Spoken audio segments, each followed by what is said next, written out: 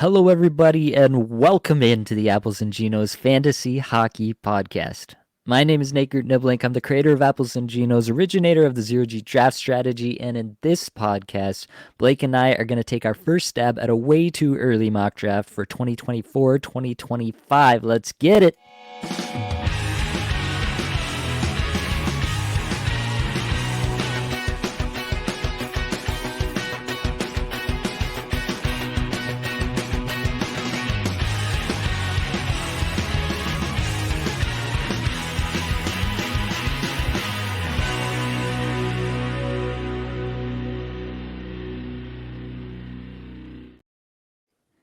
And of course, I have your friend and my best friend, the man no one could ever mistake for a fake. It's Mr. Blake Creamer. Blake, how are we feeling tonight? Oh, thank you very much. I take a lot of pride in being authentic, so I'm glad you noticed, buddy. You get me. All right.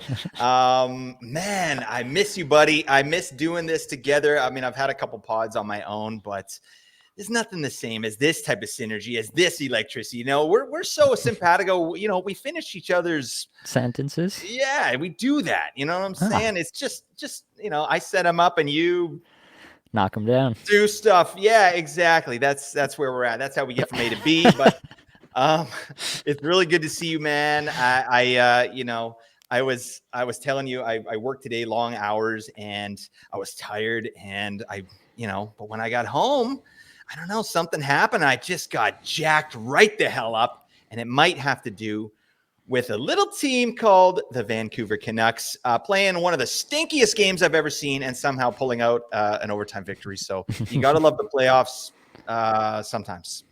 So sorry for your loss, my man. I didn't want to bring too much of this up because I'm a Leafs fan too, and I love the Leafs. And what the hell is going on? But I don't know. Where are you at with this? Talk to me about the playoffs in general, Nate. And then if you want to talk some Leafs, you go ahead. I mean, the playoffs in general has been pretty entertaining. I mean, what Colorado's doing in the absolute absence of any goaltending whatsoever is pretty impressive. I mean, we got Wyatt Johnston doing his thing. Yeah. I feel like Wyatt Johnston's becoming a brand player here at Apples and Genos over the past couple of years. So I'm happy to see that. Happy to get excited about what that can mean for his 2024-25 prospects as well. But yeah, I mean, I honestly don't want to talk about the Leafs. I'm so jaded, but it still hurts every single time. Like every single time I get to this time of year, and I'm like, why do I allow this to hurt me so much on such a deep level? I don't understand why I think it'll be different every single year. But here we are. So that's what I have to say about that. Thankfully, we have something else to talk about, though. And what we are going to talk about, well, first, I'm going to throw it up on the screen. If you're watching on YouTube, you'll be able to follow along with us. But this is last year's way too early mock draft.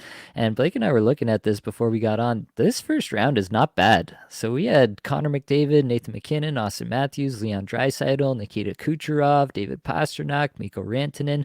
Matthew Tkachuk is probably the first name there that falls out of a first round in a lot of cases this year. Jack Hughes, who was on fire until he got injured. Cale Makar, Kirill Kaprizov.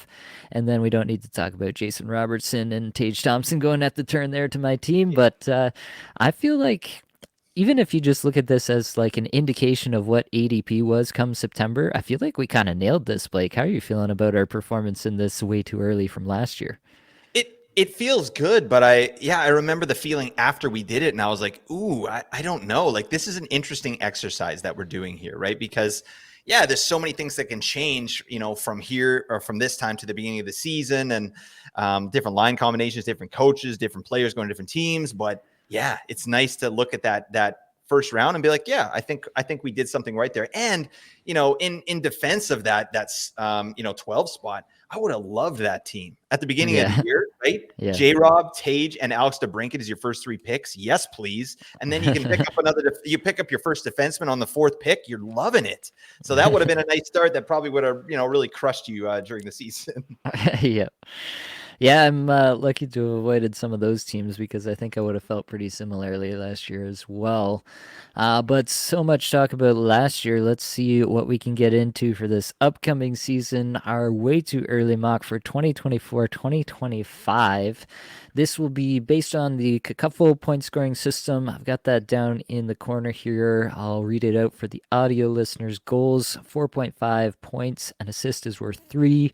Shots on goal and blocks are both worth zero point 0.5, and a hit is worth 0.25. Shorthanded points are worth 1. I would read out the goalie stats here, but I don't think either of us are going to be selecting a goalie in the first 3 rounds. Some little inkling is telling me that I don't think either of us are going to be doing that, unless you're Don't going to put tell me me in a different here, box, Blake. Nate. Don't put me in a box. All right. I need to be creative. I need to just go with the flow. So I don't know, but that's fine. All right. Well, I've ordered the players based on their points per game and kickupful from last year on the screen here so that we have some sort of baseline to work off. Obviously, this isn't necessarily indicative of how they'll go in the draft here, but I am curious to see where you'll have them versus where I'll have them and what we can derive from our differences as well as the points we agree on. So, Blake, why don't you kick it off? You have the 101. Bring us in. Start off the new year of fantasy hockey right here on April 28th. Let's have it. Number one pick, Brock Besser. All right. All Yeah. right. Oh, buddy. All right. No, that I Perfect. would never. Yeah, No, let me that's not. copy it All in right. here. No, oh, that's a joke. All right. But we should be after this performance tonight. I'm sorry. All right. I think, great season for Nathan MacKinnon. No question. I think that was peak MacKinnon to me. 140 points. I don't think there's any headroom there. But someone who maybe has a bit more headroom than that, Connor McDavid. I think we got to go with Connor McDavid. It's still a no-brainer, even with this amazing season that MacKinnon just had. Yeah, I think I agree there. I'm still going back to McDavid. McDavid had a bad season and was still the fourth best in points per game in this format. If he had started the season the way he finished it, the way he usually does, then Yep. I think he would have been right there. So I'm pretty comfortable with McDavid 101. He's just going to be like, yeah, you'll have some years where somebody else outscores him, but he's easily going to be the most consistently at the top or near the top of this list every single year for the next probably decade. So Connor McDavid 101, I'm in agreement there. I will take MacKinnon here as the next pick. Yeah, I mean, it feels a little bit self-explanatory. Like you look at the points per game from last year, 9.12 points per game for MacKinnon. The next highest, Matthews at 8.39. It was not particularly close when it was all tallied up at the end. So, even if MacKinnon takes some significant regression, you still feel pretty good about him being a top 3 player at the very least, I think, in this format. So I'll take MacKinnon at 2 and be pretty happy with it. Yeah, I mean, MacKinnon is just a cheat code. He's ridiculous. And when you're watching the playoffs here and you're like, get just these teams like Edmonton and Colorado that have guys like MacKinnon, McDavid, Draisaitl, Makar, it's like, what do you do with that? I mean, if they want to, they will just go out and do damage. So yeah, I love the season MacKinnon had here. All right, at number 3, I've got some really good options here. But if I know that you're picking after me, I think I'm gonna have to go with Austin Matthews here at number 3.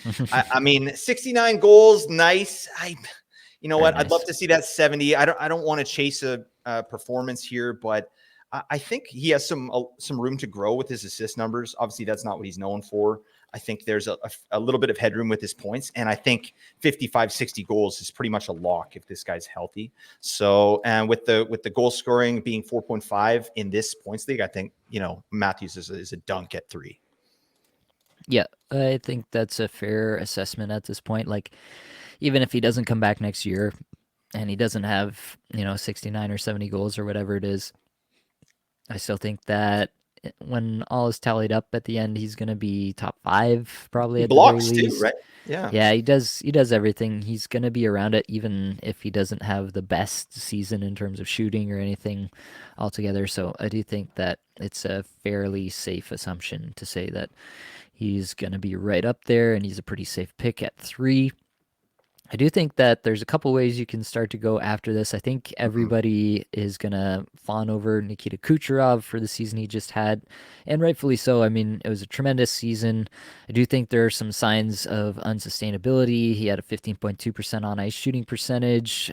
He skated 21 minutes, 40 seconds a Yeah. night, which is way higher than anything he's ever done in his career before. That definitely helped. 83% IPP. He's only done that once before in his career. Yeah, it's just some higher end numbers that probably regress a bit. But again, it's a case where he's at 8.37 fantasy points per game in this format. The next highest, Pasternak at 7.53. He's providing you all that at right wing. I think Kucherov is probably the pick I would go here, although I wouldn't really fault someone for going a different way. Yeah, I like that. I think like especially if a couple had power play points as a scoring Sure. category as well, man, I might consider taking him over Matthews there, right? Like this Yep. guy's one of the top 3 power play performers in the league. There's no question. So yeah, I think he redlined it a lot too. And which is funny because last year he didn't, right? He had a great season Yeah. last year, but his metrics were, not where we are used to seeing him. So it's probably somewhere in between. All right. At number 5, yeah, it's still fun times here. We got some good pieces here. I think I'm gonna go with. I think I have to go with Pasta for kind of the same reason that I went with Austin Matthews, right? Goals being at a premium here. And I love what Pasta was able to do this year with his assists. He actually drove offense a little bit differently here. And yeah, his assists went up, which is a little bit of a surprise. So I like that. I think that is reasonably sustainable moving forward. And you just can't count the Bruins out of anything, right? They never regress ever. And that'll be till the end of time. Book it. Yeah. Yeah, I can't argue much with that there. The other guy that I would consider at that spot, and I'm not honestly sure which way I'd do it today, is Leon Draisaitl, is who I will take here at 6. Yeah. Draisaitl obviously had just a down season overall. No two ways about it. He had the lowest shots per 60 of the last 5 seasons. He was down in ice time even from the last number of seasons, which might be something that you have some concern about continuing under the new coach, obviously there. So that's something to consider for sure. The on ice shooting percentage, I did call for it to regress somewhat in Edmonton. That definitely did hit, but it's still probably a case where even at 13.6% on ice shooting percentage, like that's probably the low end of the bar for Draisaitl and McDavid. Mhm. Yep. So I think that's at the low end. I think his shooting percentage at 18.9 is the lowest shooting percentage he's had the last 3 years, which is unbelievable to even say. Yep. 69% IPP, while nice, is not as high as any of his previous seasons, going all the way back to his rookie year. So I think there's definitely some more headroom for Draisaitl here. He gives you the center left wing eligibility consistently. Yeah, I was never really into Draisaitl as the second overall pick in a lot of formats. I Yeah. usually had McKinnon and or Matthews ahead of him in each of the last couple of years. Was, I guess, finally proven right this year, perhaps. But yeah, I do think that he's still comfortably a top 6 pick in almost all formats. Yeah, and imagine that too. Like that sounds crazy to hear. Like I got Draisaitl at 6. Is like, Yeah. sheesh. Okay. And again, Kakuffel doesn't have power play points. Otherwise, this guy's rocketing up the charts there, right? Because of his amazing power play there in Edmonton. So yeah, I love that pick at 6. I'd get Draisaitl at 6. That's a great way to start your team. All right, number 7. I think I'm gonna go with probably a player that I think is one of the safest in the first round, and that's Mikko Rantanen. It's a Mhm. guy I never really get any of because it's not sexy to me. I don't know. But if he was on any other team without McKinnon, yeah, like this guy is much more. His profile is much higher. But I think Rantanen actually had not a down season because he was 1 point off his career high. Right, he had 104 points in 80 games, but his shooting percentage went down a little bit from the year previous. He's a career 16.1 shooter, shot just under that. So I think there could be a little bit of room there. So I think a 50 goal season is probably in the wheelhouse for Rantanen next year, and he's got access obviously to the wagon that is the Colorado Avalanche and all their great players. So I think I'm going Rantanen. I like the right wing as well. It's kind of nice to start off with the right wing because that's a scarce position. For sure. Yeah, I think Rantanen kind of starts the next tier for me. I can see it a few different ways. Yeah, being a right wing kind of gives him that edge. If you played fantasy hockey this past year, you absolutely know how scarce right wing is to fill out. So getting that right at the top when Mm, it's all just kind of a big tier, feels pretty good to just cement that in your lineup right here. So I agree, it's not maybe the sexiest pick, but Rantanen has shown the ability to be here. He's shown the ability to do this without McKinnon in the lineup. Obviously, he benefits from yep. McKinnon, but even without McKinnon around, he'll probably end up just playing like 25 minutes a night when McKinnon's out and carrying the offense himself. He is fully capable of doing that. So don't mind that pick at all. I'm going to go with my guy Kirill Kaprizov here. Ooh, I love Um, it.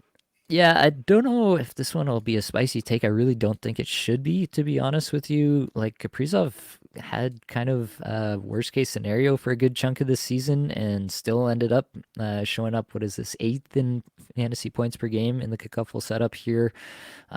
Yeah, 21 minutes, 32 seconds average time on ice last year, the lowest IPP of his career, his 4 year career in the NHL so far, and by a fair margin. Yep. The shots per 60 were down a little bit this year. I think that was a little bit of product of the kind of mess of the lineup that the Wild had going in the early part of the season. Definitely they figured it out later on. His on ice numbers were the best of his career. Boldy oncoming is Yep. helping raise that floor a little bit for me as well. I honestly feel the most solid with Kaprizov over anybody else left on the board right now, and so that's where I'll go here. Yeah, he chugs minutes too. Like he's the guy. I love Kaprizov there. It doesn't feel weird to me at 8 at all. He was going mid second round last year, or like yeah, beginning like early second round, mid second round. That was ridiculous and looked like it made sense until he started popping off there in the second half. So, okay, so I've got ninth overall here. I think I gotta go with Matt Kachuk. That's where I want. That's where I want to roll here.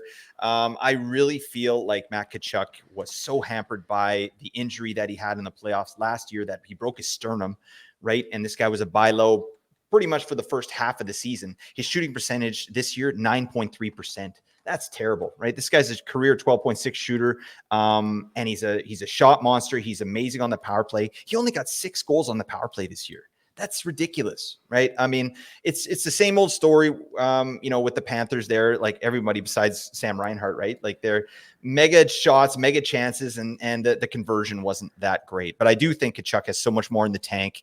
91 point pace this year. I could see him as a 100 point player, like we expected this season here going into next season. So unless he gets injured, I'm going with Matty Kachuk. Right. Yeah. Again, I don't mind it. You're getting the right wing eligibility. You're getting dual eligibility there, which is always a big factor as well. Um, I still have a couple guys that I prefer personally, so we'll see how many of those I get to take here. But yeah, it's hard to argue with what Matthew Tkachuk's been able to do the last little bit. Tkachuk, sorry, I know I've been chastised by the by the online commenters for my pronunciation, but The T is yeah, silent, Nate. yeah, the reduction in the time on ice is a little bit concerning to me, down to 1838 this year, where he's at 2026 in the big year there for Florida. So that's the biggest concern for me. I don't have any concerns about the player, the talent here. On ice Mhm. shooting percentage was in line with the previous year. It was really the shooting percentage dipping down to 9.3% that really sunk his season, and then the extra kind of decrease in the time on ice. Everything else kind of held true. So I don't really see anything coming through next year except some more goals, hopefully. So I think that should probably boost him up, and he's definitely worth a first round pick. I just have a couple other guys that I might prefer in this range, one of whom would be Jack Hughes, Oh, who come will on. be my pick here. I thought that might be a snipe for you there. Yeah, center left wing eligibility here. I think everybody, if they can dig back in their mind, can remember the start to the season that Jack Hughes had before getting injured. I know the injury prone bros are going to come at me here and say that there's no way this guy can stay healthy, even though literally the previous season he had 78 games played. Yeah, I just think Jack Hughes, when healthy, is dynamite, and he's not going to shoot 9.9% again. So I think that you're looking at a guy who will probably outperform this ADP in my estimation. if this is where he ends up. And I honestly think there's a good chance that he goes even later than this. Um, but that's my take on Jack Hughes. Sounds like I sniped you, Blake. How are you feeling about him? Yeah, no, that's a snipe for sure. I mean, I would love to take him sooner. I think you could take Jack Hughes at 7. I mean, that might be spicy too, right? But that's risky bisky, right? Because of what happened last year and how the Devils really kind of unfolded throughout their season. But I mean, yeah, to me, we know what he does, right? Shot generation, chance generation, and he's probably the best rush player in the league. So I love that stuff. Just stay healthy, my man, please. Okay. At pick 11, oh God, I don't know. I've got a couple things in the wheelhouse here. I think if I want this player, I'm gonna have to go get him right now, and I'm gonna take Cale Makar because I like Cale Makar in the first round. I don't even care. To me, value over replacement, that's a thing. This guy is clearly the best defenseman in the league. I know Quinn Hughes should and hopefully win the Norris this year, but he just doesn't do what Makar does to the same consistency, right? Like this guy had a 90-point season in his own right this year. So, and he's on an amazing offensive team. And to me, he's head and shoulders above the rest of the pack. So I'm going with Makar. Yeah, I love that pick. He was definitely my next player off the board here. Even with a step back in ice time this year, still produced an absolutely elite clip. Increased his IPP. A lot of people might have thought that the 58% IPP last year was too high. Now Cale Makar goes up to 60% this He year. does that. He does that. The last 3 years, shooting percentage has been 11.7, 9.7, and this year, the low year at 9.1%. So he's an absolutely elite converter. Highest individual scoring chances for per 60 of his career this year. Like, what did Cale Makar not Yep. do this year? Definitely one of, like, pacing to be a Hall of Fame defenseman at this point through 5 seasons for Cale Makar. So, and yeah, played 77 games. I know people want to talk about Cale Makar as an injury risk, but he played 77 games. He was apparently nicked up for some of this, so just imagine what he could have been if he was fully healthy all year. Yeah, I got nothing much more to say about Cale Makar, except actually I will say, just looking at the fantasy points per game in this format, 6.6. Next up, Roman Yossi, 6.26, and then all the way down to Bouchard at 5.59. Aside from Yossi, a full point per game better in this format than any other defenseman. Just ridiculous stuff from Makar. So definitely does that, fills out a lot of categories, does a lot of good stuff for you. Cale Makar, absolutely worth a first round pick and potentially even higher in my estimation. This leaves me with a pretty difficult choice, quite honestly. There was a bunch of different players I thought about here. Like it starts a new tier, basically, I guess is what Yep. I would say. And at this point, I think you can talk yourself into, yeah, maybe a half a dozen names. The player that I am gonna take here and feels a bit spicy still, but I am gonna take Philip Forsberg here. Woo-wee! First round, Philip Forsberg. I love it. It is maybe a little bit hard to get behind just having such a huge single season, but I mean the way he did it looks pretty good. Like 13.4 shots per 60, absolutely electric stuff. 72% IPP, it's high, but it's in line with stuff he's done before. It's definitely not excessive. He just like upped everything else that he was doing. Definitely, I think he probably takes a step back in efficiency next year. But again, he got up to almost 19 minutes a night. That's the highest of his career. I don't see, oh no, there was actually one season way back in 2015, 2016, where he actually had a couple more seconds a night. But regardless, definitely the best season of his career. The on ice numbers were up there too. So clearly it's a bit of a coaching thing, a bit of the new players there, Nyquist and O'Reilly really meshing well with him. You have Yossi driving the bus from the back end, obviously really helping things out there too. Yeah, it feels a little rich for Forsberg for sure, but yeah, I'm not going to be mad whoever you take in this range. To be Yeah. quite honest, like I said, I think there's a half dozen names you could take at 12, and I'd feel pretty comfortable with them. You got All another right. one. Oh Oh my. yeah, what am I thinking here? I was thinking I was going to kick it to you, but yeah, we are wrapping this around. We're doing the snake draft as we do. So I got to take a second guy here, which makes this exercise all the more difficult. Why don't I just go ahead? I'm going to do it. I'm going to take my guy Roman Yossi. I'm going to get the stack Oh, right here. baby. Just line them up. Yeah, we'll go with both of these guys here. Um, Roman Yossi, like I said before, clear separator from the rest of the defensemen in this format.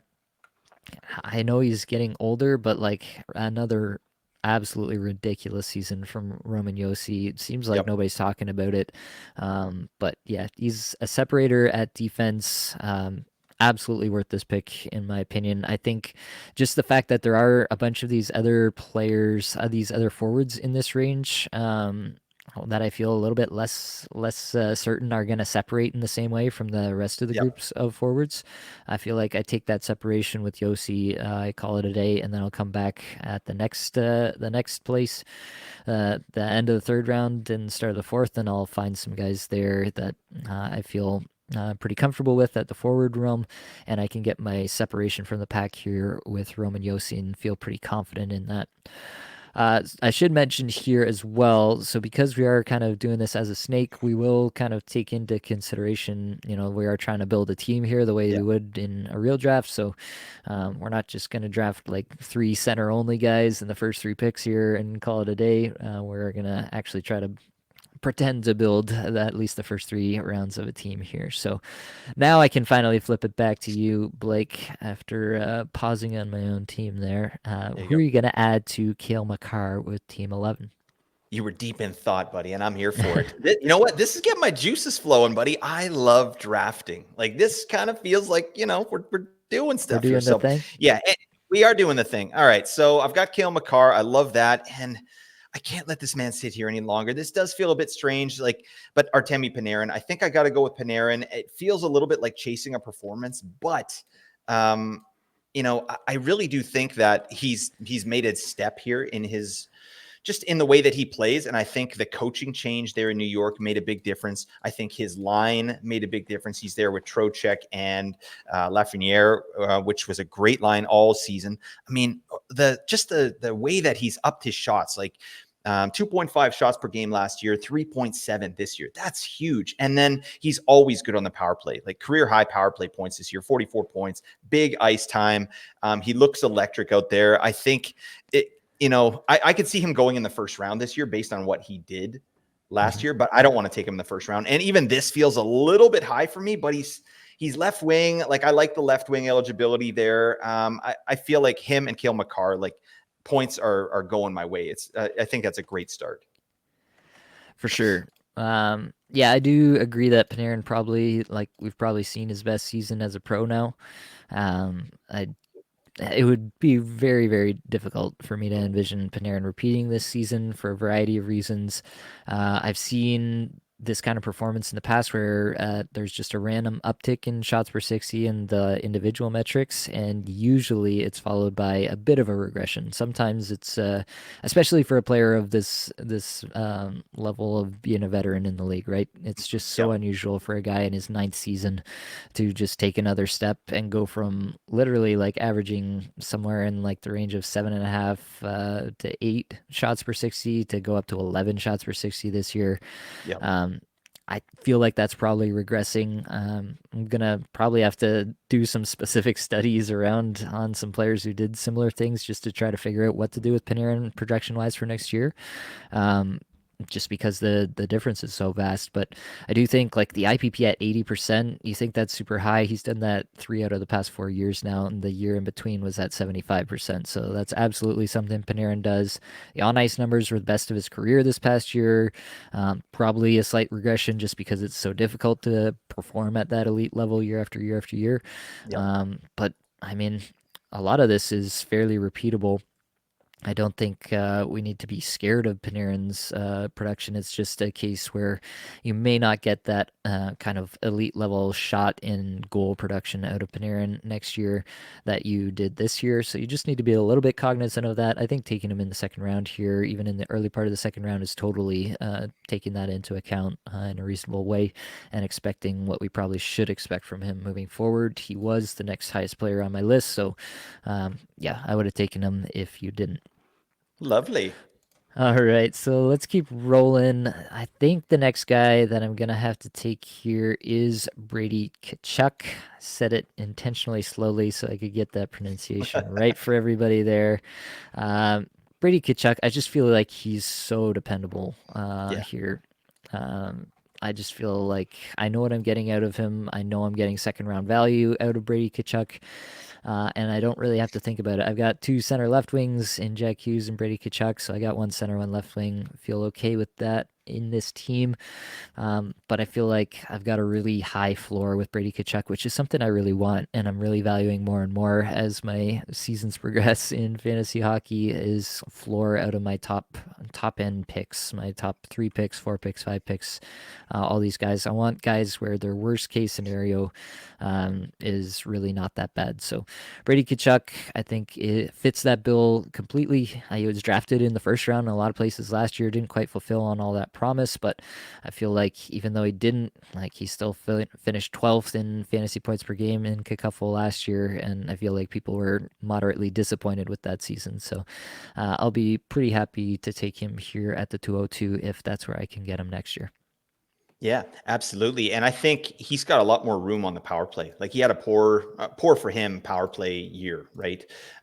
So I think there's a little headroom there. This guy should be a point per game player floor, I think. So I do think he did have a down year, but he makes up for it with all his per riffs, ridiculous stuff. So great pick there. I was going to go him or my next guy here. I got to take JT Miller. I think, and this season again, these picks feel weird when you're picking a guy at his ceiling, and Panarin was a ceiling pick and Miller is a ceiling pick. He doesn't have anywhere to go. That said, the floor, like I was talking about Miller in my last pod, like his season before this was something like 83 points, and this last one was 100 and whatever. So those are goalposts. To me, it's somewhere in the middle, and that's probably where Miller lives, and I'm fine with that as my second pick. And I got Matthew Tkachuk as my first pick. Like I'm good positionally here. Miller's center right wing, Tkachuk is left wing, right wing. So I'm liking that. And Miller is he's just really good. Like he's an amazing power play performer. And he's really shown that here in the playoffs too. Like he's just had a great year, and I think he knows his role on this team, and he's playing well under Tocchet. So I feel confident that he'll be able to put up minimum point per game, and that's again to your point, like a great floor with JT Miller. Yeah, hard to argue with JT Miller in the second round after the season he just had. I do think, like you said, that you're paying for a bit of the ceiling season that he had. But again, we're kind of into a tier here now where I feel like there's not a lot of obvious picks that you have to make, and Mm-hmm. you can definitely go do worse than getting somebody who's gonna skate like 21 minutes a night. Yeah, big minutes. For a very offensively talented team, and you feel like the floor there is pretty solid. So, really don't mind that for JT Miller there. He was definitely in contention for this next pick for me as well. As for myself, it is really tough. I Yeah. am still debating it, quite honestly. There's, again, probably half a dozen ways I feel like this can go. I think I'm gonna put my money where my mouth is, and I am gonna prioritize defense. I'm gonna take Evan Bouchard here.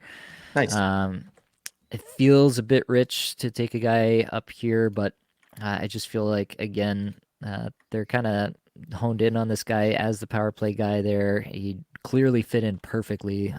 One of the concerns I had with Bouchard was that everybody was saying that everything would work out perfectly. He would skate a ton of minutes. He would be the top power play guy all year, and I wasn't quite ready to go there 100%, but he absolutely was.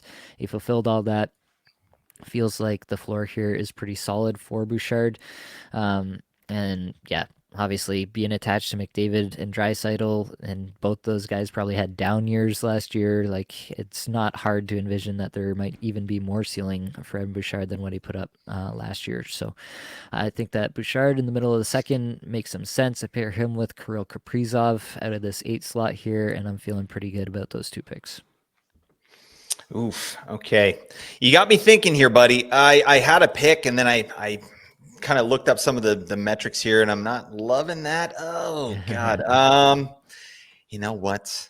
Let's let's just roll with it. Who are we doing here? Okay, so we got Mikko Rantanen. So Old Faithful. We got a safe pick there. You know what? I think I do want to take a ride here and see what's what. I'm going to go with Zach Hyman All right. as my pick there. I love the chemistry he has with Connor McDavid. That is clear. And this guy, again, it feels like another ceiling pick in a way, right? Certainly in terms of goal production. Like, I don't like he had a massive year. There's no question. I don't think he's getting more than 54 goals ever again. Maybe he won't even touch 50 again, but I think 40 is well in the wheelhouse there. And his assist numbers were really low. Like, he had 23 last year. He had 47 the year before. So this great season Hyman had, he had less points than he did the year before. So I think the shooting percentage will probably go down a little bit. The on-ice shooting percentage is probably going to go up. So to me, I just like the scoring chances too. Oh my God. Like, Hyman scoring chances on the season. Well, what are we looking at here?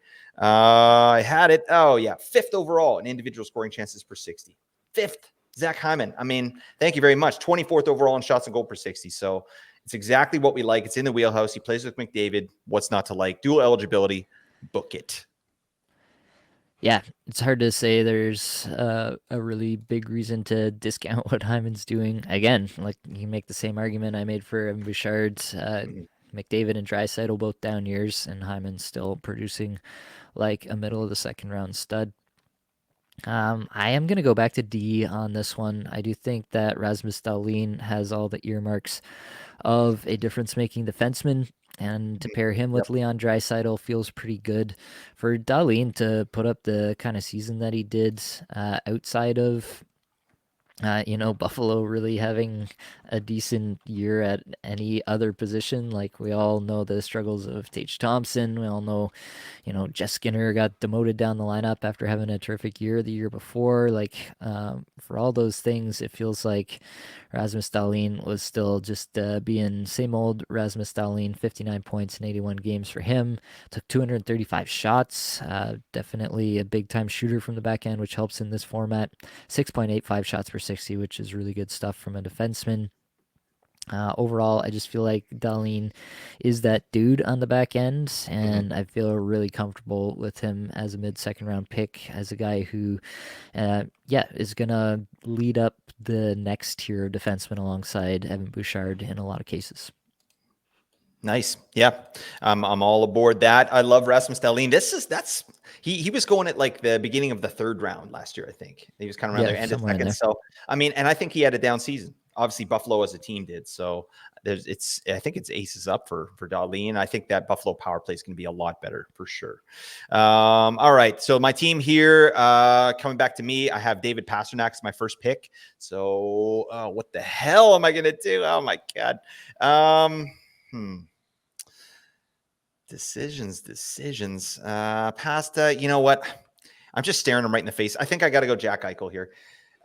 He's center only. That's fine. Like, Jack Eichel's another player I don't usually get shares in because he's center only, and like, he hasn't really popped, right? He had that one year where they're like, he's just as good as Matthews, and then it never happened again, right? But if you look at some of the underlying metrics that he was able to achieve here in this season, like, he only played 63 games, got 68 points. That's nice. But 10th overall in shots and goal per 60, 33rd overall in shot attempts per 60. Really nice. So he's chucking pucks with the best of them, right? And then I just think that because of those missed games that Eichel had, he could be being devalued a little bit. Like, I don't think we've seen, or we haven't seen what Jack Eichel is really capable of. And these shot numbers, rate stats, they give me a lot of security. So I'm happy with Jack Eichel there. He's getting power play 1, all the stuff. He's getting all the minutes. So I think it's pretty solid there. Yeah, I think that's a player that I was looking at too, for sure. I think the biggest thing for me, 20 minutes, 31 seconds average time on ice this past year. That's significantly up from 1846 and 1923, the 2 years prior. If he's going to be a 20 and a half, 21-minute player instead of the lower marks that he had been before, then absolutely, I think that Eichel can replicate this kind of performance and be well worth a mid-second pick. The one concern that I have is now Thomas Hertl comes to town, and they actually have some decent depth at center. They still have William Karlsson as well. Do they decide to do the Vegas thing and split up the lines a little bit more and just spread it out more than they have in the past? I feel like it might even be the most likely scenario. But hard to argue his best shots per 60 mark of his career this past season. I think that looks pretty solid. Still, like even reaching these heights, he's still only shot 11.2%. So you have to feel like that's pretty good. 11.2 on ice shooting percentage as well. That's not super high. The 75.5% IPP is on the high end for him, but it's not outlandish compared to where he usually sits. He's usually in the low 70s. So overall, the biggest concern for me with taking Eichel here is not that he's the bottom's going to fall out. It's just that he might get a little bit less ice time than this past year, and that might just kind of limit his upside a little bit. All right, the next pick for me is going to be paired with my fourth overall pick of Nikita Kucherov. I feel like there's a lot of variance with a lot of these picks here. Mm-hmm. I'm not going to name names so I don't tip anything here, but I think the one that makes a lot of sense just to pair here, I feel like I got to go with Sidney Crosby, given the season he had. It just feels like Wait. written in stone that Crosby's going to be around this value, even as, what is he now, 37? Crosby doesn't care how old he is. He is an absolute Hall of Fame, probably top five player all time. Still Yep. performing like it in his late 30s here. I think, yeah, for a team with a right wing already in Kucherov to get Crosby here, that feels pretty good. He was staring me in the face. I feel like he's, again, this is kind of a bit more of a floor play than perhaps a ceiling play with some of the other guys that could be going in this spot. But I feel really good to lock up what I feel is just bankable production with Sidney Crosby. Yeah, I love it, and he has so much to play for. You can tell that they're jazzed to get going again here. And I think with Erik Karlsson there, they're going to have a better season. That power play was terrible, as we all know. They're going to figure it out. And Crosby had an amazing year, even though the power play was terrible. So, yeah, like you said, floor play, but it could be we could be seeing another ceiling play as well. This guy's ageless. He's amazing. I don't think we're going to see like an Ovechkin situation with Crosby next year. Okay, so this right here, I'm going to be pairing up a player with Austin Matthews, who I picked at third overall, and I think I got to go with the stacker. Make way for Willie. I'm going to take Nice. Big Willie style. I like that. I mean, I don't want to get too much into it here, but I don't know.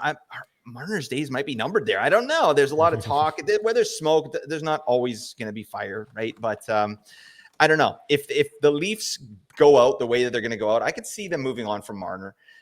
Maybe. So that would just mean more touches for Willie Nylander, who really doesn't need him anyway. This guy popped for 98 points in 82 games. He's played in the last 3 seasons. He's missed 1 game in 83 in the last 3 seasons. Sorry. Very, very consistent. Shot percentage reasonable, right? It was a little bit down from last year, so maybe he can go up there. Shots on goal per 60, blast off time, love it, and more minutes too. So I'm excited about Willie. I like the dual eligibility, and he's got the new contract, so I feel good about that, and I love stacking him with Matthews. Yeah, I feel that that's a pretty good spot there. Yeah, the stack feels kind of nice too. The IPP on the higher side of what he's done in his career, but they definitely intentionally prioritized him more, especially on the power play. They actually kind of made him the number one feature on the power play, even with Matthews there, which is, I mean, you can debate whether that's a good tactic or not, but the Toronto power play was pretty highly ranked on the season, so it seemed to work out. Yeah, overall, it's hard to see how this goes terribly unless there is like a new coaching situation and the new coach doesn't like Nylander and kind of deprioritizes him, takes away some of this 20 minutes a night that he was seeing this year. That's Right. really the only situation I see in which this goes sour. I feel like Nylander the last couple of years here has kind of established a new high for himself. Yeah, honestly has kind of continually improved. Like if you go back through his metrics throughout the years, has really shown like an upward trajectory even into his I don't even know how old he is anymore, but the mid to late 20s where he's at now. Yeah, I have a lot of respect for William Nylander and what he's done over the past few years, and feels like he is pretty locked in. They gave him the contract this year. Yeah, if one of the core four or anybody really with a big contract is moved in Toronto, I don't think it's going to be Nylander after this season. So I think that's a good spot to be in with Willie Nylander at the back end of the second. For myself, I know it's probably not a popular pick with the way that he's played this year. for Leaf fans, but I will go Mitch Marner here. I think this is the latest Mitch Marner Yeah, has it's great gone value. in the last few years. I just feel like there's every chance that he has a bounce back season next year, even if he's not on the Leafs. Like if he goes somewhere and he's a feature guy there, like it wouldn't shock me at all if he just has a big time bounce back season, has a try to prove the haters wrong kind of season. Well within the wheelhouse. Pair him up with Nathan McKinnon there. Feeling pretty good about the point production coming out of those two. So I'll kick it to you, Blake. You got two here on the turn to pair with Connor McDavid. Hmm. Yeah, I'm looking at. I want to get a defenseman here because obviously it's when you're at number 1 or number 12, you gotta reach a little bit to get some of your players because it's not coming back to you for a long time. So I'm definitely gonna pick a defenseman in one of my 2 picks here. But I think what I'd like to do. Oh yeah, should I? Dare I? I dare. Okay, you know what? I'm gonna take Big Tage Thompson. All right. I'm taking Ooh. Tage with my second pick there to pair with Connor McDavid. I'm expecting obviously a big bounce back here. I don't know if I would do this in my actual league, against like a bunch of killers, but for this exercise, I think I like that. I got right wing eligibility there with Tage to pair with Connor McDavid, who's center only, so that's fine. And then for my defenseman, I'm going to take Quinn Hughes. I think I love what I saw this year, increase in shot production. I think, a version of that is here to stay. I don't think he's going to go back to just, dinking around like, 4 goals and 70 assists or something like that. I don't think that's going to happen. I think this could be a double-digit goal guy perennially and, 80 points, 70 to 80 points. I like that for Quinn Hughes. He's a different player now that he's captain here, and he's just so good. I mean, the way he moves the puck out of the D zone, the way he carries in with possession, the way he sets up chances, like I mean, he's comparable to Makar, right? He has a completely different profile, but I mean, he's one of, if not the best at that, in my opinion. So I'm taking Quinn Hughes and I'm taking it to the bank. All right. Love the confidence. Yeah, I don't know if I can get on board with either pick at this point, to be honest. It's a lot of projection with Tage. I love Tage Thompson, to be clear. I think that this last year was a complete aberration. You saw him heat up at the end of the year, probably once the underlying injuries were starting to get cleaned up. Mm-hmm. So absolutely love the player. I do think he has the ceiling for sure, and probably more beyond it. I've been on record as saying that Tage Thompson has a 100-point ceiling. Still believe that 100%. No question in my mind there. But yeah, whether he hits that ceiling is obviously another question entirely, and we'll have to see. It's definitely far from out of the question. You got Lindy Ruff coming in there as the new coach. What does that do? Is he a Lindy Ruff player? Is Lindy Ruff gonna identify him as the guy to lead the pack there and play him He's the 21 next minutes a Jack night? Hughes. All right. That's what's going on. All I right. mean, if he gives him the Jack Hughes treatment and plays him 21 minutes a night, then I think this is a low pick for Tage Thompson, to be quite honest. But yeah, still to be seen, and so there is some risk there, which is the main thing holding me back from Tage Thompson at this point. I think there are a lot of really interesting picks. This is where it really starts to open up in my mind in the third round. You can go a lot of ways. You can convince me of a lot of different routes to go with these picks. And it would be hard for me to really say that you're wrong about them. Mhm. Um, you know what? I'm just gonna do it. Sam Reinhart been staring at Oh, us in the yeah. face. I know what the shooting percentage is. Nobody needs to remind me Yeah. that he shot 25% this past season. But yeah, Sam Reinhart, I really do think that they found something that worked there, especially on the power play. Him in the bumper spot, Barkov just feeding him relentlessly all year long. That was a high percentage play for them all year. I don't think like nobody figured it out the entire year. Nobody figured it out with Sam Reinhart. Mhm. I don't think that they're gonna figure it out next year. So I do think that Sam Reinhart actually has a pretty solid floor at this point. He's kind of established himself as a central piece of that Florida team and the power play at large. So I think that Sam Reinhart actually has a pretty solid floor. Do I think he's going to have the season he had last year? Absolutely not. But do I think that he has ensconced himself as a really central member of a really high scoring team? Absolutely, I do. So Sam Reinhart, Ensconced. I like that. yeah, you like that, eh? I do. Uh, gives me another right wing as well. So I pair this up with Nathan McKinnon, Mitch Marner. I've gotten 2 right wing slots taken care of in the first 3 rounds. That feels really good as well. Another reason to pick Sam Reinhart out of kind of the morass of players in this realm. Oh man, yeah, it is getting a little dicey here. This is where I like to have my projections because I'm like, oh, Yeah. the next guy up, oh, I can make a quick decision. Now I'm like, oh god. So this is Austin Matthews, Willie Nylander. So I mean, it would probably behoove me to take a defenseman here, but I don't really like the value to be honest. Hmm. So I don't know. I'm thinking I'm going to go forward here to pair up with these studs, and God, I'm looking at this. There's a couple guys I'm interested in. I think I want to try and go back to the well with Jason Robertson. Mhm. I want to see, like, had a down year, obviously, like went from 109 points last year to 80 points this year. And again, like he didn't shoot as much. He shot a lot less, to be honest. He was prioritized a lot less because Dallas's Dallas has an amazing middle six, right? And they were popping off, right? But what happens this year with Robertson? Like Pavelski, we'll see what he does in the offseason. But if he doesn't sign, or if he does, and maybe they minimize him, does Robertson get to play with Wyatt Johnston?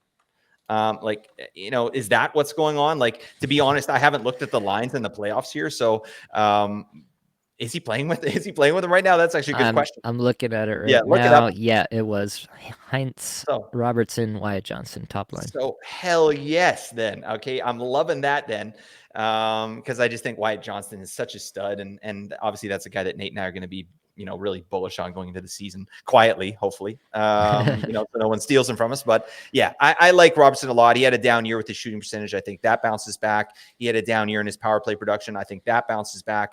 I'd like to see more ice time. That would be the only thing that's concerning to me with Robertson, and obviously the downturn in his shot production. But I think that's coming back as well. So yeah, I feel good about this. And at this value, 3rd round J-Rob, that's probably where he should have went this year, and we would have felt good about it. Yeah, I think that makes some sense to me. I can definitely see a scenario in which Dallas is a little bit more top heavy. Clearly, one of the teams that loves to spread their lines out. But Sagan is getting older. Duchesne Yep. is getting older. Pavelski is definitely getting up there. Jamie Benn is getting up there. You could definitely see a scenario in which the Stars have to rely on some of their younger guys a little bit more. I don't think you're going to suddenly see 20-minute a night Jason Robertson, but you could definitely see 19-minute a night Jason Robertson again, and that wouldn't surprise me at all. And just that little bit of an extra tick could elevate him in this status here and put him back in that conversation where he was the previous year. So Yep. definitely don't mind the take here, taking the swing on a guy who's already shown a ton of production at the NHL level. For myself, there are a few guys that I'm interested in here. Um, yeah, like it's hard to talk about I know. who I'm Yeah. thinking about without tipping any future picks here. But there's definitely some guys who have gone higher in previous years that are interesting. There are some guys who I think could take a step next year, Mhm. who could definitely warrant this kind of level here. Um, but overall, I think I'm gonna round out my forward line here. Kucherov, Crosby. I'm gonna reunite Crosby with Jake Gensel here. Um, yeah, I don't know what's gonna happen with Gensel in the offseason here. I don't think there's been an update. At least I haven't seen one. Perhaps I'm missing out on that. But I think that if Jake Gensel, like, I mean, look at how good it's gone for Yeah. Jake Gensel in Amazing. Carolina. Like, they got to be moving heaven and earth to try to keep Jake Gensel in Carolina. And if he does stay, then that's obviously a terrific spot for him. If not, he's going to get paid to be a star player somewhere else, and he's going to get 20 plus minutes a night somewhere else. Yep. So I feel like regardless, you're coming up aces with Jake Gensel. Jake Gensel's just been one of the most bankable 3rd round players of all time. It feels like the last like 3-4 seasons. So I just feel like, again, maybe not the sexiest team here with Crosby and Gensel the last 2 picks, but I'm feeling really good about my floor with these guys. I feel like this team, I just need to fill in around the edges, and the Stars here are going to carry and do what they need to do to get me to the dance. Okay, okay. I like that. Yeah, Gensel, it's a little bit risky bisky to me because we don't know where he's going. But I mean, clearly the acumen of the player, his ability to just step in and start to dominate. Like he's a perennial second rounder, and he has been for his whole career. So I like the pick. I think he's gonna probably smash wherever he lands. Oh God. Yeah, these are all a little bit risky bisky, especially with our knowledge of what's going on with these players right now. So take it with a grain of salt. But there's a couple guys I'm super interested in, but it's hard to justify this early. So we'll see. Let me look. All right, let's just do it. I've got my two guys here. I'm gonna do it. All right, I'm gonna take Timmy Stutes. All Timmy right. Stutes in the third round. I like that. I read reports or saw the year-end interview with Timmy Stutes. The guy was dealing with a shoulder injury all season, right? All season. So, I mean, take that for what you will, like the value of that. But to me, I think this guy has so much more to give. I like the offensive situation in Ottawa. Obviously, they need to get their coaching sorted out. Like this guy shot 17.1% last year. 9.4% this year. No. All right. That is the outlier to me. I mean, yeah, 17 is probably too high, but 9.4 is way too low, right? This guy chugs minutes. He gets a ton. And the only guy fighting him for minutes is the Pinto Bean. So we don't have to worry about that. All right. Thank you for your service, Shane Pinto. But yeah, 70 points in 75 games. I see Stutes probably as an 80 to 85 point player next season. And I feel good about that. Probably with better power play numbers too. This guy got one goal on the power play. No, that will regress positively. And he's saying he was injured. I believe it. I think we're looking at a better season for Timmy Stutes. And he bangs. He does that. He definitely does. Happy you went off the board there for myself. That is an interesting trio, though, for sure. Pasternak, Eichel, Stutzla on that team. But yeah, I'm happy to take my guy here. That's going to be Alexander Barkov. I'm going to add him to Leon Draisaitl, add him to Rasmus Dahlin. I'm going to feel really good about that. Yeah, overall, I just think Barkov, like, probably honestly had a low key down season.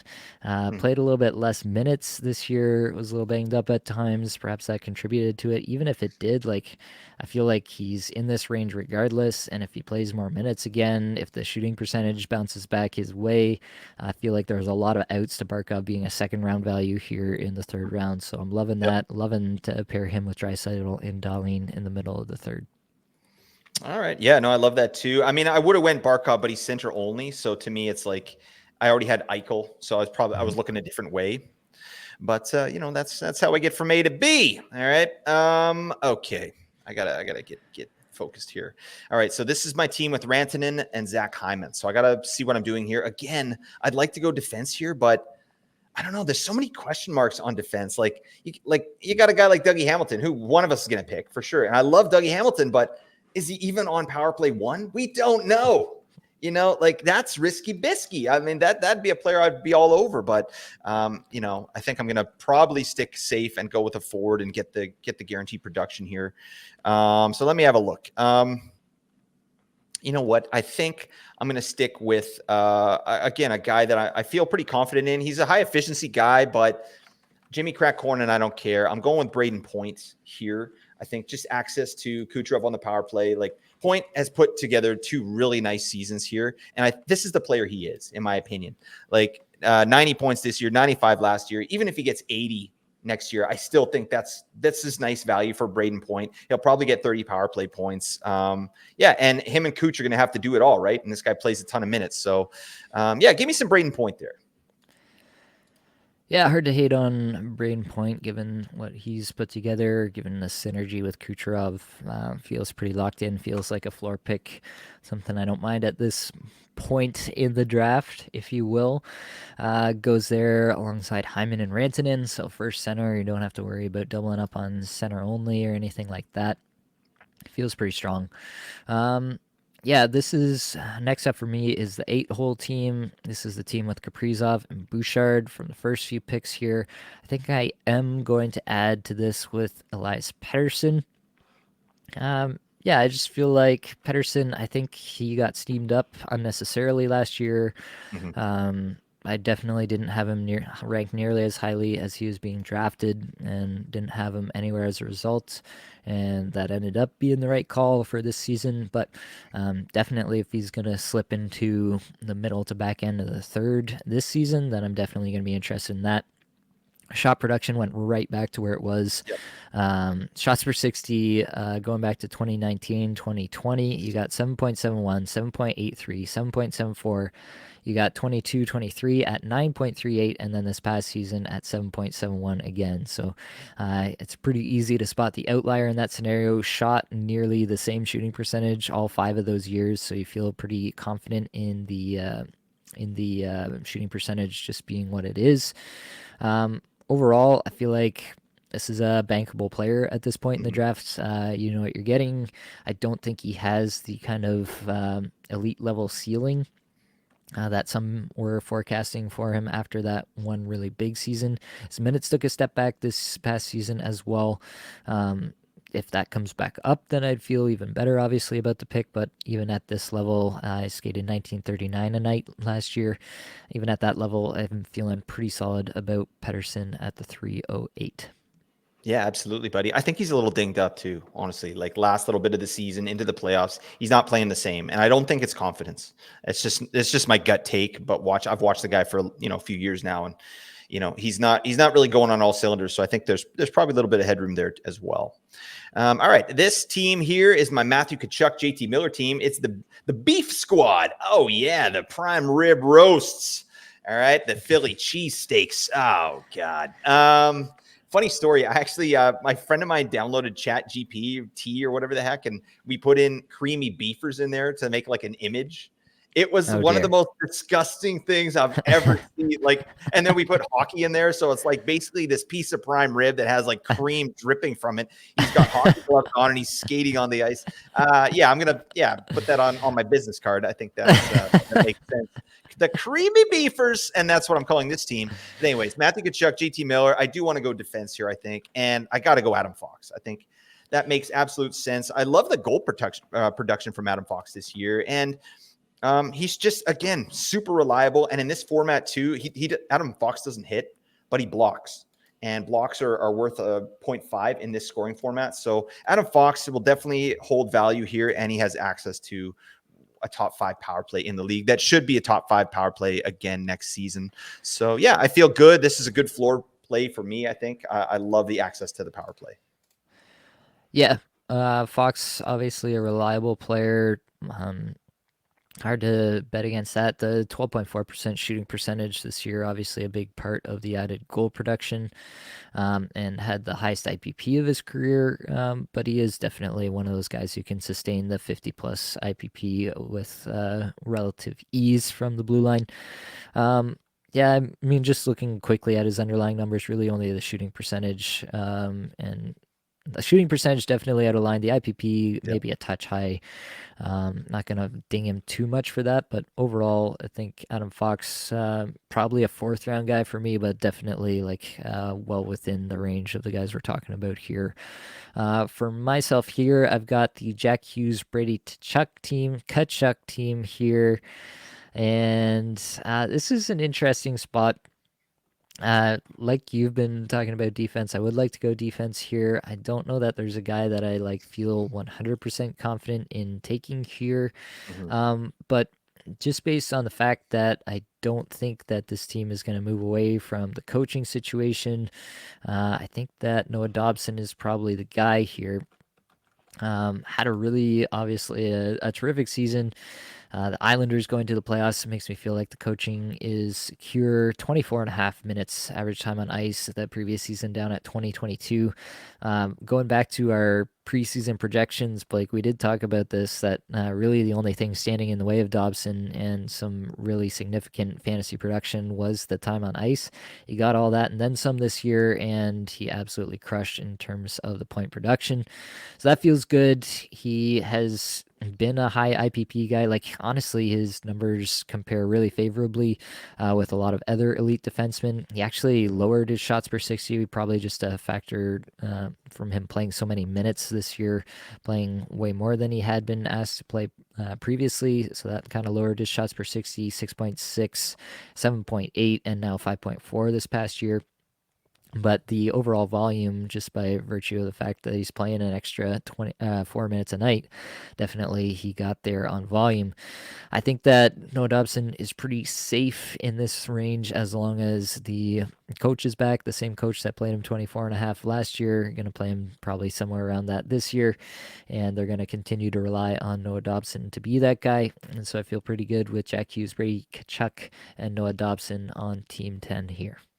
Nice. Yeah, I'm not sure where I'm at with Dobson at this point. I mean, I still love the player, but I'm a little bit more concerned with Patrick Waugh there. Like this guy, he's on power play 2 right now in the playoffs for some reason. Like why, maybe still with the injury, like I don't know, but like he didn't exactly show out with Patrick Waugh as the coach. And I'm wondering if there's just some getting to know you kind of stuff happening with Dobson there. So, but I mean, great player, 70 points. That's amazing. Like he smashed our expectations, big minutes. So hopefully that continues. I think it's a slam dunk if he gets those minutes again. Okay. This is my team at the 11th spot. Cale Makar, Artemi Panarin. So I like where I'm at already. And yeah, it's getting weird. Like in the 3rd round, I want to have like, proven studs, but they're not as easy to come by here. So I think I love this player and I'm just going to go for it for the stack here. I want Val Nichushkin, Machine Gun Valley. Give me him with Cale Makar and Artemi Panarin. I'll get the Makar Nichushkin stack. I just think like there's nothing really holding this guy back besides himself, right? And hopefully, like, he's come out of the player assistance program. He looks good. Got a hat trick today. That he's prioritized on this team. He's a staple on the power play. He's an amazing power play performer. Like I could see him, maybe not the season that Sam Reinhart had, but I could see him having a season like that. He's that kind of player on the power play. He's a game breaker and he has amazing players to play with. And I think he's going to get the 18 to 20 minute treatment this year. Whereas at the beginning of last year, he was minimized. He was on the 3rd line, power play 2 at times, and he was dropped in a lot of spots. Well, I don't think that's going to happen again this year. Even if Landeskog is back, I could see Landeskog moving down the line, not Nichushkin. So yeah, I feel good about that pick. All right.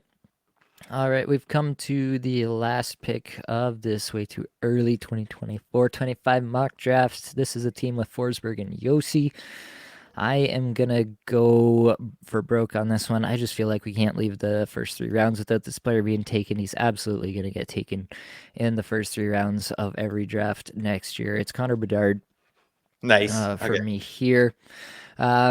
Yeah, basically a historic level rookie season for Bedard. Skated nearly 20 minutes a night, which was not something I was necessarily anticipating for him. Absolutely dreadful conditions, possibly the worst the first overall pick has ever walked into. Yeah. 78% IPP, absolutely carried that team. 9.2 shots per 60. Had over 10 individual scoring chances, 4 per 60. Yeah, honestly, tremendous stuff. I can't believe what he was able to do with absolutely nothing there. So hats off to Connor Bedard for his season. Scored 61 points in 68 games. I mean, the Chicago Blackhawks have the 3rd most cap space moving into next year. Yeah, you got to do something. They tried to get Taylor Hall to whatever level of credit you want to give them for that. Obviously, that didn't work out with the Hall injury, but I feel like they'll try probably a couple of things along those lines. The kids are another year older, so you'll probably, hopefully, have some more support from the kids coming up the system for Chicago. And then, yeah, I do think that they're going to be suitors for a really strong player to play on the top line alongside Bedard this offseason. And I do think he's going to get vaulted up, and rightfully so because of that. I think you see honestly, you probably see like for most players, you see like a 3, 4 year linear progression in the NHL. Players who are going to be fantasy relevant. For a guy like Bedard, for a guy like Matthews, for a guy like McDavid, you see a rookie year where they have a great year, but it's not absolutely elite, and then it's the second year where they really take off and establish themselves at the top end of the game. I really think that it kind of depends on what Chicago can actually provide him because no matter how great you are, you do need players around you. But if Bedard can get a couple of halfway decent line mates to bounce pucks off of, then I do think he can absolutely outperform this 312 pick. And I think he's probably going to go in the second round in a lot of leagues with people just continuing to hype this man up, and for good reason. He's an absolute stud. So that's my take on Connor Bedard. I did want to ask you, Blake, were there any players that you thought should have gotten drafted in the third round, or like honorable mentions, that kind of thing? Were there any players that were like, man, I think we should have found a way to squeeze them in here somewhere? It feels a little bit weird that they're going in the fourth. Yeah, I mean Sebastian Aho, like that. Sure. I mean, center only. He always drops basically because of that. But I mean, Mhm. he's very steady in Carolina. I mean, Jesper Bratt was a guy I was looking at as well. I think he has some headroom there for like a 90-point season. I like Jesper Bratt there. Um, Matt Boldy is another one. Like we're obviously high on. Like fourth round Boldy seems about right to me, but I think he might provide third round value if he does what we think he might do. And then yeah, I mean, where does Wyatt Johnston go for you? Because like I love that he's on here, and it's just a hot topic. Like I'm sure we won't really talk about him that much in the offseason, and then once draft season happens, we'll see where his ADP is and everything. But where do you think he's going to land? That's a really good question. I don't think he's going to get steamed up as much as he probably should. I do think that I'm going to have a fair bit of Wyatt Johnson next year. I mean, if Dallas goes on a deep run here and Wyatt Johnson is a big part of that and, leads the team in scoring in the playoffs or something, then sure, he's probably going Yeah, to get some steam for that. Um, well, but Hintz got third round this last year, and yeah, we saw what happened there. So yeah. And I feel like it could be a similar story for Johnson for sure. Otherwise, if Dallas gets beat by Vegas here in the first round, then you could be looking at a situation where Johnson might be a little bit undervalued still. Um, I don't think he's a player that I want to take super early as like a foundational piece of my right, team. He's more of a player, think about where Matt Boldy was drafted last year, right? yeah, like And around 80 to 100 ish. yeah, somewhere in that range where you're taking him and hoping for that breakout and honestly getting it for the most part. I mean, yeah, everything looking really good for me for Wyatt Johnston, 20th in the league in individual scoring chances, 4 per 60. That's without the power play time that a lot of these guys, that's without access to all the top end players for most of the season that a lot of these other guys had that are above him on this list. So Wyatt Johnston, absolutely elite level chance production. Um, yeah, honestly, a pretty similar player in a lot of respects to Yeah, Matt Boldy in my mind. Matt Boldy vaulted up this year to sixth in individual scoring chances, 4 per 60 amongst all players. I feel like that's something that's still flying under the radar a little bit. Shot only 12.8%, and I feel like he should probably be shooting a lot higher. So, yeah, Matt Boldy and Wyatt Johnston, both interesting players and similar in some regards. I feel like yeah, if I can get Johnson in that 80 to 100 range, where Boldy was going this past year, I'm going to be really happy about that as a kind of an upside pick once I've got my core set.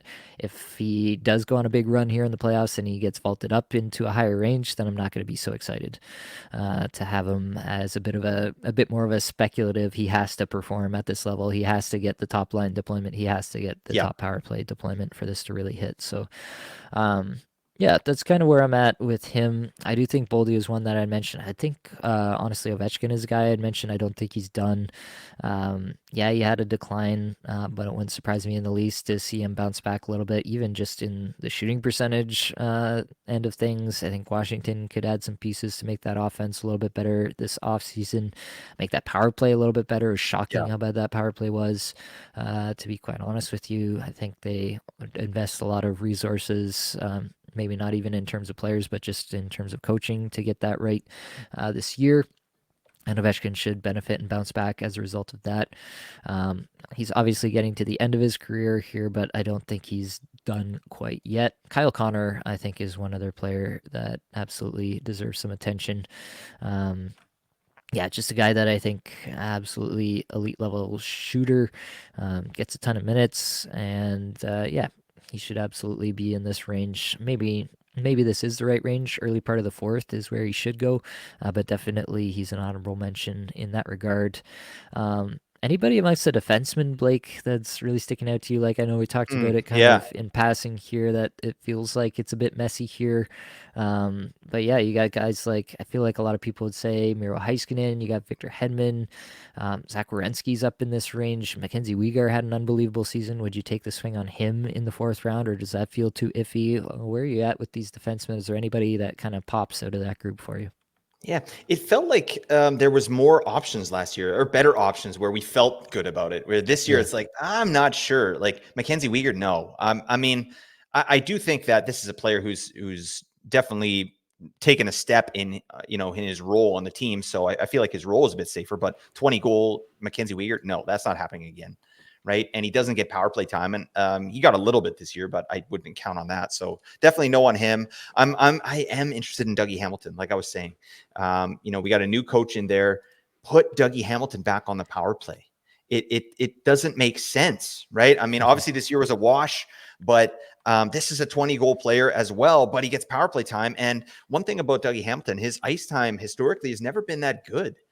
He's like a 21-minute man. So Hmm. I don't know. It's woulda, coulda, shoulda, if with Dougie Hamilton. But I mean, I would definitely like to take a swing at Dougie Hamilton, not in the first 3 rounds, but that's a guy that I think has amazing upside, like 70-point upside, right? But he's going to need power play one, and he's going to need like 21 to 25 minutes. So hopefully the new coach there, if it is Travis Green, like I could see him going with Dougie Hamilton. Why would they put Luke Hughes back there? It doesn't make any sense. But I do like Werenski. I like Hamilton, and I like Mike Matheson. I'm still big on him. He's amazing. This guy's one of the best skating defensemen around.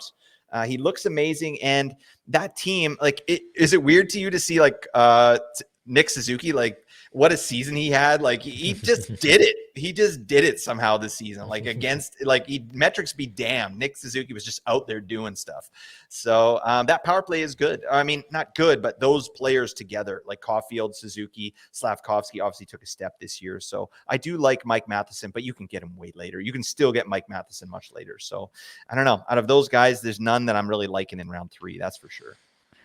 Yeah, hard to put anybody up into round three. Hamilton will be an interesting conversation. I feel like he's going to end up in a spot where if he gets power play one all season, you're going to be stoked. And if he doesn't, you're going to be really Yeah. angry.